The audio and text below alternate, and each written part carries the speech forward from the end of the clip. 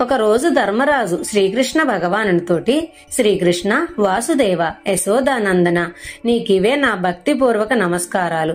దయతో నాకు చైత్రమాస శుక్ల పక్షాన వచ్చే ఏకాదశిని గూర్చి తెలియజేయవలసిందని ప్రార్థించారు. దయాళుడైన భగవానుడు, ఓ ధర్మరాజా, ఈ పవిత్ర ఏకాదశి మహిమను సూర్యవంశపు రాజు దిలీప చక్రవర్తి అంటే శ్రీరామచంద్రుని ప్రపితామహుడు వారి కులగురువగు వశిష్ఠులు వారిని నీవడిగినట్లే అడగగా, ఆ బ్రహ్మర్షి వశిష్ఠుడు ఈ ఏకాదశి మహత్యాన్ని వివరించిన వృత్తాంతాన్ని నీకు వివరిస్తాను, సావధానుడివై ఆలకించని ఇలా చెప్పనారంభించారు. పూర్వము రత్నపురం అనే నగరం ఉంది. అది పేరుకు తగినట్టుగానే సకల రత్న వజ్ర వైఢూర్యాలతో మణులు ధరించిన నాగులు ఆ నగరంలో ఉండేవి. దాన్ని పుండరీకుడనే రాజు పాలిస్తున్నాడు.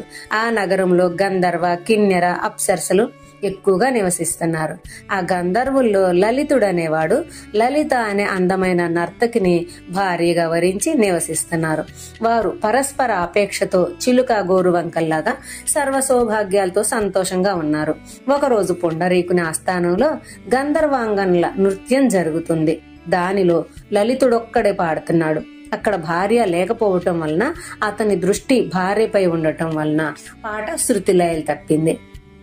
ఇది గమనించిన నాగుపాము రాజుతోటి లలితుని మనసు తన భార్యపై ఉండటం వలన గానం లయహీనమైందని చెప్పాడు.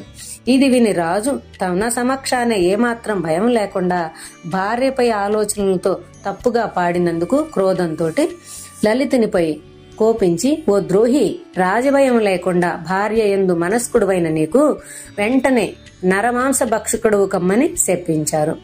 లలితుడు వెంటనే నరభక్షకుడైన రాక్షసుడుగా భయంకర రూపంలో 4 ఆమడల దూరం వ్యాపించే చేతులతోటి, కొండగుహ వంటి నోటితో, సూర్యచంద్రుల వలె ఉన్న కన్నులతో, అగాధ గుంటల్లాగా ఉన్న ముక్కు రంధ్రాలతో, కొండ శిఖరంలాగా మెడ, 4 మైళ్ల వెడల్పు గల నడుము, 64 మైళ్ల ఎత్తైన విగ్రహంతో నిలబడ్డాడు. తన నేరానికి కఠిన శిక్షకు గురయ్యాడు. ఇది చూసి భార్య లలిత ఎంతో దీనంగా విలపిస్తూ ఏం చెయ్యాలో తెలియక అహోరాత్రులు తన భర్తకై కుమిలి కుమిలి ఏడుస్తుంది. తన భర్తతో సకల సుఖాలతో ఉండవలసిన తను ఈ క్రూర రాక్షసుడైన తన భర్తతో అడవిలో నివసిస్తుంది. ఒకరోజు అదృష్టవశాన వింధ్యాచల శిఖరాన తపస్సు చేస్తున్న శృంగి ఋషిని సమీపించి లలిత దీనంగా వెక్కి వెక్కి ఏడుస్తూ భక్తితో ఋషికి నమస్కరించి తన గోడుని విన్నవించుకుని, ఓ ఋషివర్య, వీరధ్వనుడను గంధర్వుని పుత్రికను, నా పేరు లలిత.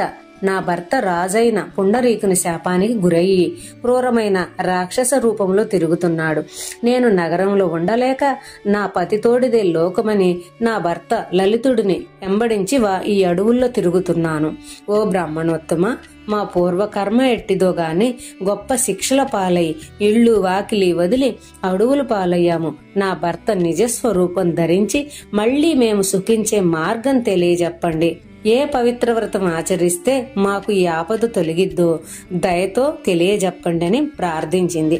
ఇది విన్న శృంగి కరుణాంతరంగుడై, ఓ గంధర్వాంగన, చైత్రశుద్ధ ఏకాదశి కామద ఏకాదశి ఆ రోజు ఉపవాసం చేస్తారో వారి కోరికలు సిద్ధిస్తాయి. నీవు నియమానుసారం ఆనాడు ఉపవసించి ఆ ఫలితాన్ని నీ భర్తకి దారపోస్తే అతన్ని శాప విమోచనం అయ్యిద్ది అని వివరించారు.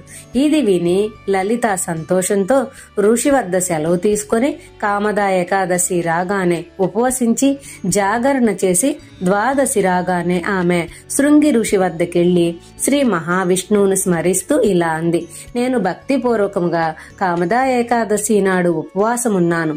దానితో నాకు వచ్చే పుణ్యఫలం అంతా నా భర్తకి చెంది ఘోర శాపము నుండి విముక్తిని చేసి అతని దీనావస్థను మార్చాలని ప్రార్థించగానే పక్కనే నిలబడి ఉన్న లలితుడు వికృత రూపం పోయి పూర్వపు సుందర శరీరం ధరించాడు.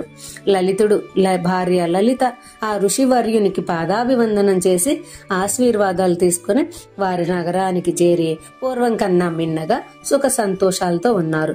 ఇదంతా కామద ఏకాదశి మహత్యం వలన జరిగినది. ఆ దంపతులు ప్రతి ఏకాదశి వ్రతం సరిగ్గా ఆచరించి చివరికి వైకుంఠం చేరుకున్నారు. ఈ విధంగా శ్రీకృష్ణ భగవానుడు యుధిష్ఠిరునికి కామదా ఏకాదశి మహిమను చెప్పి, ఓ రాజా, ఇది బ్రహ్మహత్య పాపాన్ని కూడా నశింపచేసేది. 3 లోకాల్లో ఈ ఏకాదశికి మించినది లేదు అని ముగించారు. ఇది వ్యాస భగవానునిచే రచించబడిన వరాహ పురాణ అంతర్గతంలో నుండి గ్రహించబడినది. హరి ఓం తత్సత్.